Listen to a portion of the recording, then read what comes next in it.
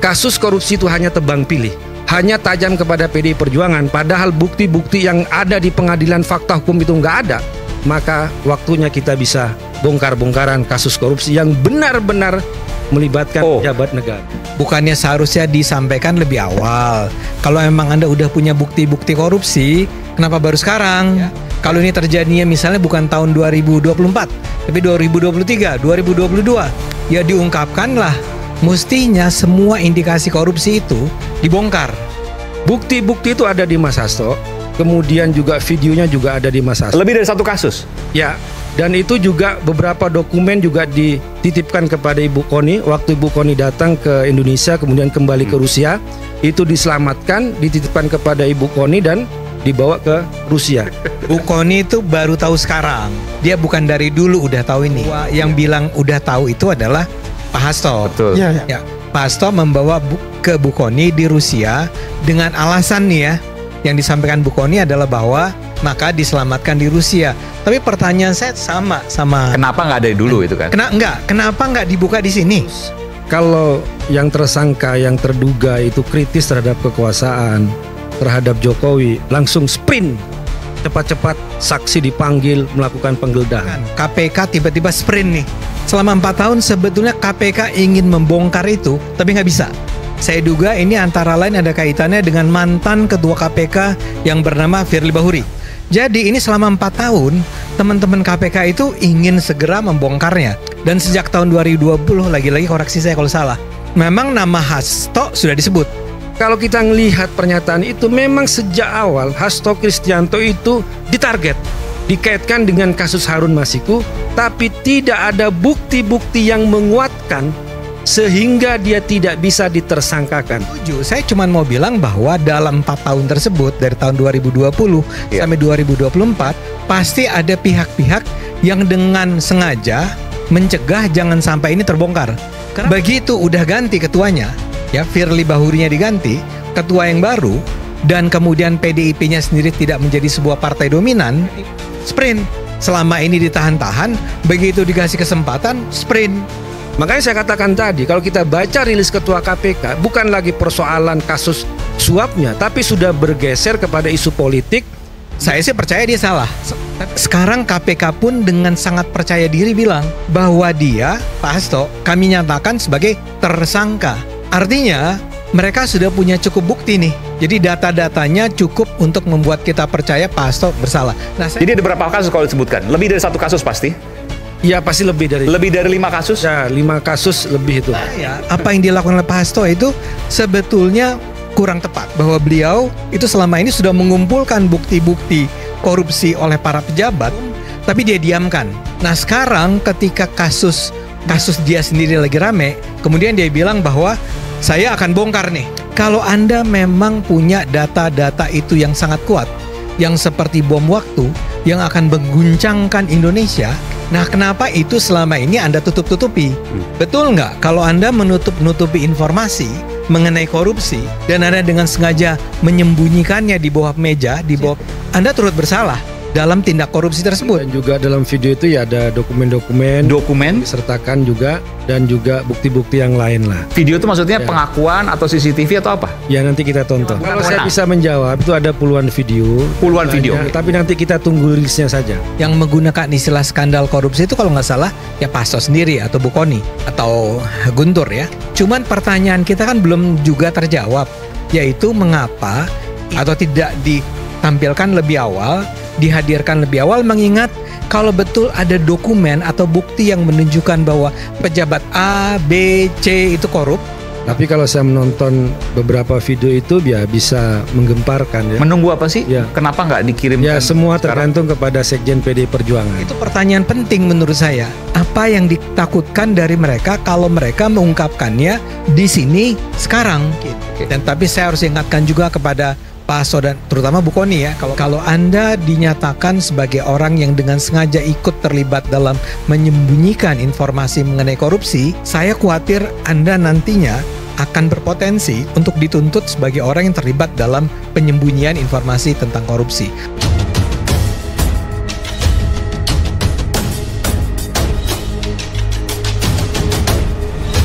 Drama panjang kemelut PDIP pasca ditetapkannya Sekjen Hasto Kristianto oleh KPK semakin memanas. Partai Banteng Moncong Putih terlihat jelas belum siap untuk move on atas kekalahannya dalam panggung pertarungan politik dalam setahun terakhir. Alih-alih melakukan refleksi dan kontemplasi untuk menyusun strategi terbaik membangun partai agar kembali perkasa ke depannya, PDIP justru lebih sibuk memainkan drama, narasi, framing, dan opini. Tuding sana-sini, hantam kiri kanan. Persoalan hukum yang diseret ke panggung politik terus menggelinding bak bola salju. Makin membesar, makin liar. Mencari-cari alasan dengan menyalahkan pihak eksternal daripada konsolidasi dan pembenahan total di kalangan internal. Tudingan kriminalisasi dan politisasi menjadi salah satu amunisi yang diandalkan Hasto dan PDIP untuk melakukan perlawanan hukum. Sebagaimana berulang kali disampaikan oleh Bu Ketum Megawati Soekarno Putri, PDIP bersikukuh bahwa KPK tebang pilih dalam upaya pemberantasan korupsi. Hasto dan PDIP yang hanya diubek-ubek, seolah KPK tidak punya kasus lain yang lebih penting. KPK kurang kerjaan, katanya.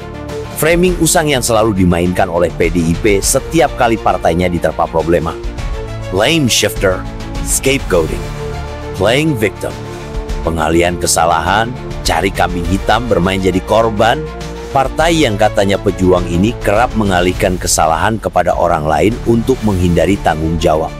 Mereka juga selalu menarasikan diri mereka sebagai korban, meskipun mereka mestinya yang paling bertanggung jawab atas segala situasi buruk yang terjadi.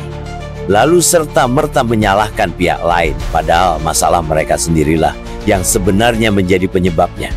Ancaman pun dilontarkan, PDIP bersiap untuk bongkar-bongkaran. Juru bicara PDI Perjuangan, Guntur Romli, dalam sebuah acara talk show di stasiun televisi menyatakan jika Hasto telah menyiapkan perlawanan politik dan serangan balik. Sejumlah dokumen yang katanya berisi informasi tentang skandal korupsi yang melibatkan pejabat tinggi negara. Dokumen-dokumen yang katanya bom waktu ini telah dititipkan kepada Koni Rahakundini Bakri yang membawanya ke Rusia untuk diamankan dan dinotariatkan di sana. Menurut Guntur, dokumen dan video yang dimiliki Hasto mencakup skandal korupsi, penyalahgunaan kekuasaan, serta penggunaan alat negara untuk menekan lawan politik.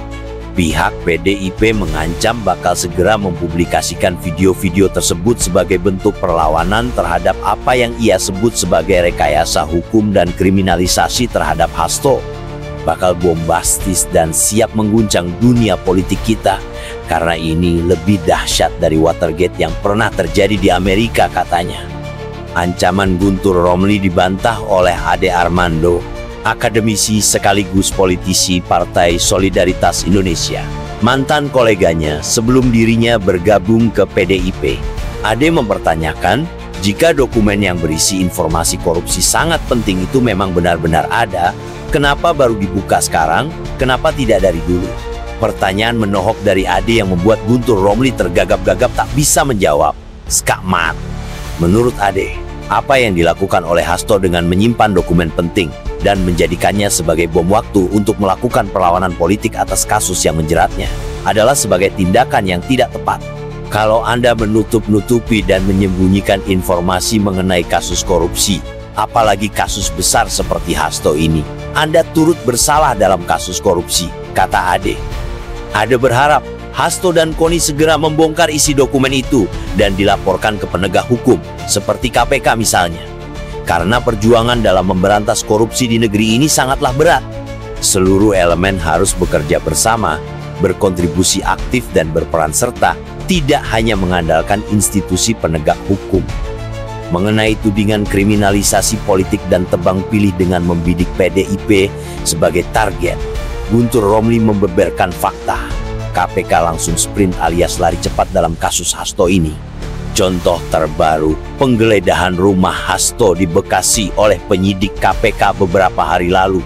Ade Armando memaparkan bahwa sebenarnya KPK sudah berupaya membongkar kasus ini selama sejak 4 tahun lalu. Namun karena beberapa faktor, KPK tidak berdaya saat itu. Diketahui, pada tahun 2020, KPK tengah menyelidiki kasus dugaan suap yang melibatkan Harun Masiku, seorang calon legislatif dari PDIP, terkait proses pergantian antara waktu atau PAW anggota DPR RI. Dalam penyelidikan ini, nama Hasto Kristianto disebut-sebut terlibat. Beberapa mantan penyidik KPK mengungkapkan bahwa pada tahun 2020, mereka telah mengidentifikasi Hasto sebagai calon tersangka dalam kasus tersebut. Namun mereka mengklaim bahwa Ketua KPK saat itu, Firly Bahuri, menghalangi upaya penetapan Hasto sebagai tersangka. Menurut mereka, Firly diduga merintangi proses penyidikan, termasuk upaya penggeledahan di kantor DPP PDI Perjuangan. Nah, untuk lebih jelasnya, mari kita simak cuplikan perdebatan panas antara Guntur Romli dan Ade Armando berikut ini. Dalam konteks perlawanan ya terhadap kriminalisasi politik, maka Mas Hasto juga memiliki cara untuk melakukan perlawanan. Kasus korupsi itu hanya tebang pilih, hanya tajam kepada PDI Perjuangan, padahal bukti-bukti yang ada di pengadilan fakta hukum itu nggak ada. Maka waktunya kita bisa bongkar-bongkaran kasus korupsi yang benar-benar melibatkan pejabat negara. Justru saya sebagai warga negara dan saya rasa kita semua, bahkan penonton televisi, itu mau menunggu sekarang. Itu adalah sebuah informasi yang sangat penting. Bahkan Bu Kony kan menyebutnya sebagai bom waktu akan meledak. Ya saya kan nggak punya urusan sama orang-orang yang tadi akan diangkat oleh Mas Hasto dan Bu Kony ini kan. Kalau ini adalah serangan politik, maka ini kita akan bisa melakukan perlawanan politik. Kemudian kalau ini isu hukum, kita juga bisa melakukan perlawanan hukum. Dan itu semuanya baik. Dan itu semuanya terkait dengan kasus hukum yang pembuktiannya PDI Perjuangan punya. Bukti-bukti itu ada di Mas Hasto. Kemudian juga videonya juga ada di Mas Hasto. Lebih dari satu kasus. Ya. Dan itu juga beberapa dokumen juga dititipkan kepada Ibu Kony waktu Ibu Kony datang ke Indonesia kemudian kembali ke Rusia. Itu diselamatkan, dititipkan kepada Ibu Kony dan dibawa ke Rusia. Dan di antara dokumen-dokumen itu ada yang menjadi bahan untuk nantilah video-video itu yang akan dirilis ya, yang bisa membuka skandal korupsi, penyalahgunaan wewenang. Makanya bisa disebutkan ini lebih besar daripada kasus Watergate yang ada di Amerika. Memang pertanyaan saya adalah seperti Anda tadi ya. Bukannya seharusnya disampaikan lebih awal. Kalau memang Anda udah punya bukti-bukti korupsi, kenapa baru sekarang? Ya, kalau ini terjadinya misalnya bukan tahun 2024, tapi 2023, 2022, ya diungkapkanlah. Mestinya semua indikasi korupsi itu dibongkar. Kalau yang tersangka, yang terduga itu kritis terhadap kekuasaan, terhadap Jokowi, langsung sprint. Cepat-cepat saksi dipanggil melakukan penggeledahan. KPK tiba-tiba sprint nih. Selama 4 tahun sebetulnya KPK ingin membongkar itu, tapi nggak bisa. Saya duga ini antara lain ada kaitannya dengan mantan ketua KPK yang bernama Firly Bahuri. Jadi ini selama 4 tahun, teman-teman KPK itu ingin segera membongkarnya.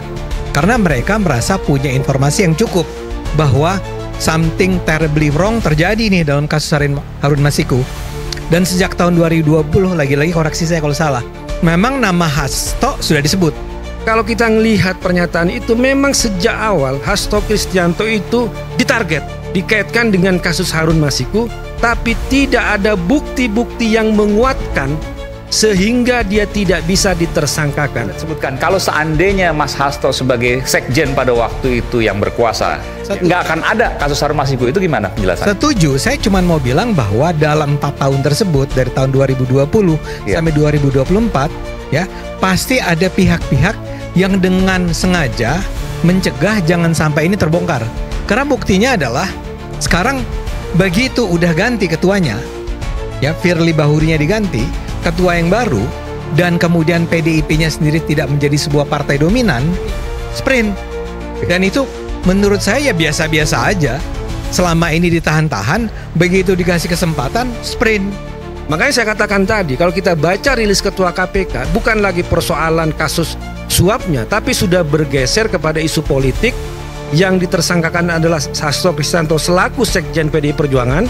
Kemudian di situ di soal masalah penempatan caleg, penempatan soal masalah PAW, ya, yang itu adalah masalah internal partai, kok malah dijadikan sebagai bukti penyuapan.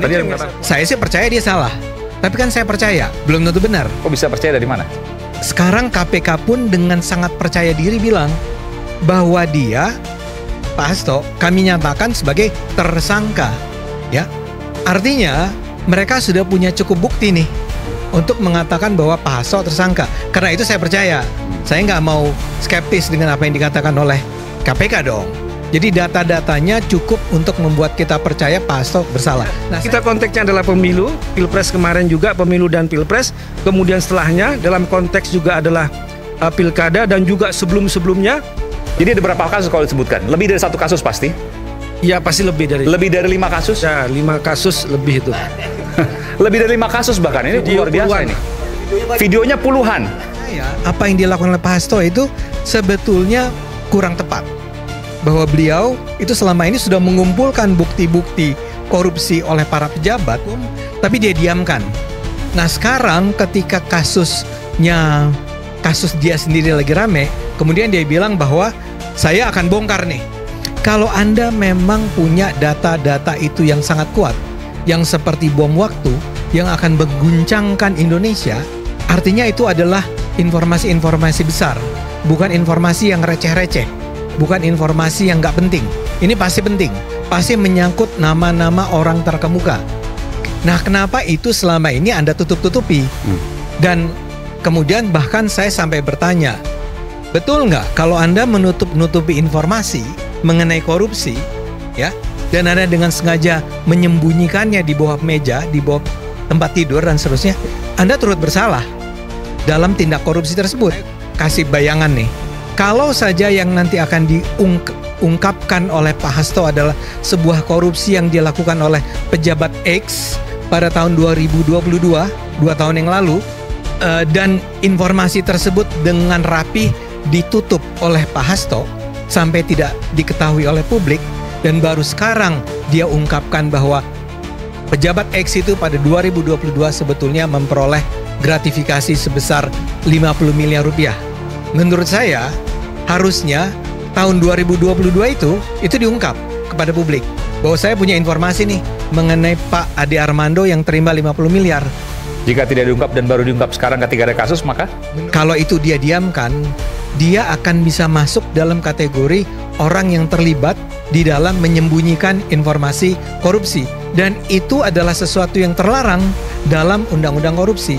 Saya sih sangat gembira kalau Pak Hasto, Bu Kony sampai berani untuk membongkar ini, karena memang perang melawan korupsi yang harus dilakukan Indonesia itu sangat berat.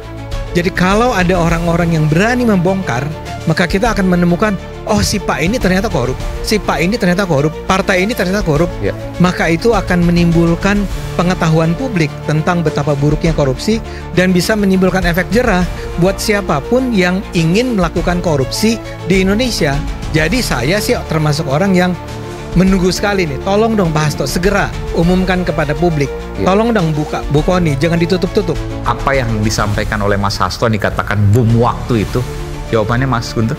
Ya, beberapa video saya nonton, Video, ada lagi? dan juga dalam video itu ya ada dokumen-dokumen Dokumen? disertakan juga, dan juga bukti-bukti yang lain lah. Video itu maksudnya Ya. pengakuan atau CCTV atau apa? Ya nanti kita tonton. Kan belum dirilis ya kan, itu kan belum dirilis. Yang jelas lebih dari 5 kasus, dan itu kaitan ke korupsi Ya, dan penyalahgunaan kalau saya wewenang. bisa menjawab, itu ada puluhan video.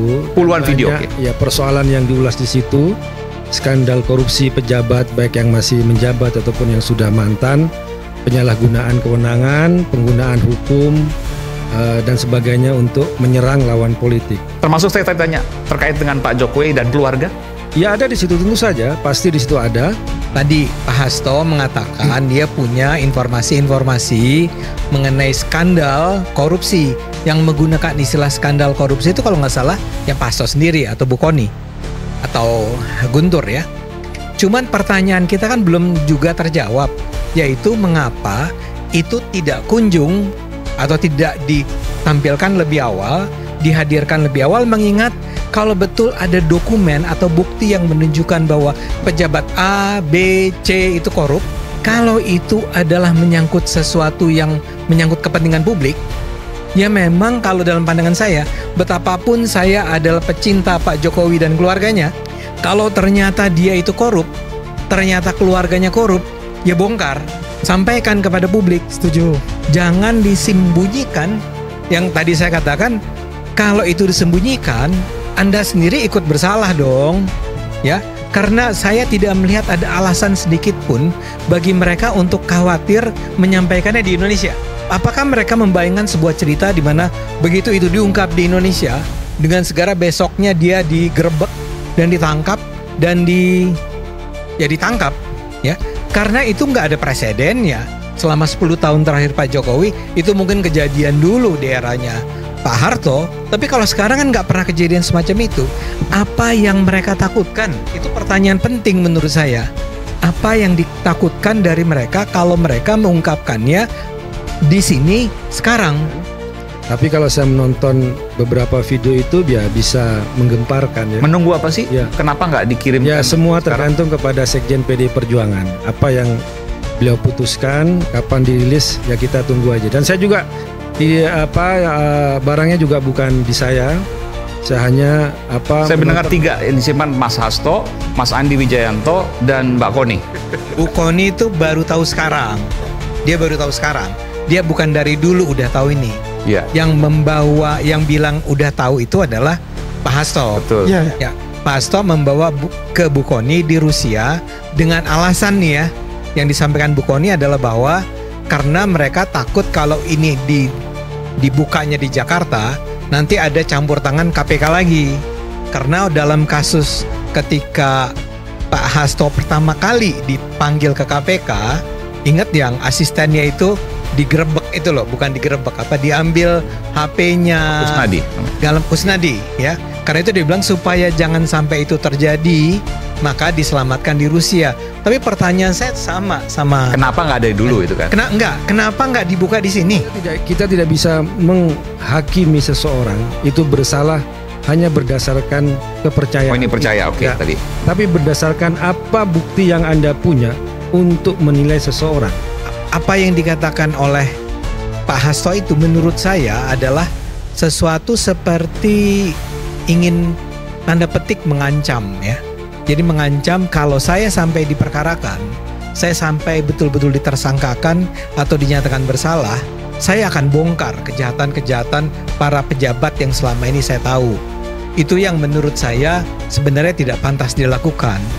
Untuk kepentingan perang melawan korupsi di Indonesia, siapapun yang punya informasi, punya dokumen, punya video, punya rekaman yang menunjukkan kejahatan-kejahatan yang dilakukan oleh para penguasa, para pejabat pemerintah, bahkan keluarganya, bukan soal private nih, ini soal keluarga para pejabat, ya ungkapkan saja kepada publik. Nggak usah dengan cara seperti kami punya nih rekaman-rekaman yang menunjukkan terjadinya korupsi oleh para pejabat, tapi belum kami akan lontar, kami akan keluarkan. Pertanyaan besarnya kalau gitu kapan Anda akan keluarkan? Karena kalau kita bicara soal bukti yang ada di publik, seperti saya sampaikan tadi, putusan pengadilan terhadap Wahyu Setiawan, Agustiani, Saiful Bahri, itu kan putusan pengadilan yang sudah kita bisa baca di umum, dan itu sudah punya kekuatan hukum yang tetap. Saya duga yang ingin dia katakan adalah kami akan mengeluarkannya kalau kami dinyatakan sebagai bukan hanya tersangka, tapi juga bersalah, juga diadili, juga dinyatakan bersalah dan masuk penjara. Itu yang saya harapkan tidak terjadi. Dan karena itu saya berharap sekali bahwa semua rekaman yang ada di tangan Pak Hasto dan Bu Koni sekarang Dibuka. itu dibuka. Dan Sesegera mungkin itu ya. Sesegera mungkin. Oke. Dan tapi saya harus ingatkan juga kepada Pak Hasto dan terutama Bu Koni ya. Kalau Pak Hasto kan memang sudah jadi tersangka. Tapi kalau Bu Koni juga harus ingat ya, kalau Anda dinyatakan sebagai orang yang dengan sengaja ikut terlibat dalam menyembunyikan informasi mengenai korupsi, ya, tidak mengungkapkannya kepada publik, padahal Anda tahu bahwa itu penting, padahal Anda tahu bahwa itu akan membongkar korupsi yang sesungguhnya, saya khawatir Anda nantinya akan berpotensi untuk dituntut sebagai orang yang terlibat dalam penyembunyian informasi tentang korupsi.